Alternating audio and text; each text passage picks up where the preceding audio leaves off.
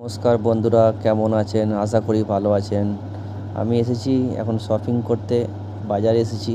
দেখুন এখানে বাজারের কীরকম দাম। ভেন্ডি এখন 10 টাকা 50 পয়সা, মানে হচ্ছে ইন্ডিয়ান মানে 252 টাকা মতন। দেখুন এই ফুলকপি, বাঁধাকপি সবই রয়েছে। ফুলকপি 4 টাকা 50 পয়সা, যেটার দাম হচ্ছে 108 টাকা মতন ইন্ডিয়ান মানি। আর এটা ক্যাপসিকাম ওই 108 টাকা কেজির মতন। দেখুন এটা বেগুন রয়েছে, রেড কপি রয়েছে।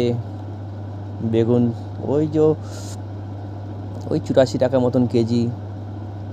114 টাকা বাঁধাকপি। এটা হচ্ছে ইরানি লাউ, কুমড়ো, সব কিছুই আছে মোটামুটি। ওই 72 টাকা মতন কেজি মূলোগুনো। এই দেখুন করলা 4 টাকা 75 পয়সা, প্রায় 108 টাকা মতন। এটা হচ্ছে আমাদের মির্চি, যেটা হচ্ছে ওই 156 টাকা কেজি মতন।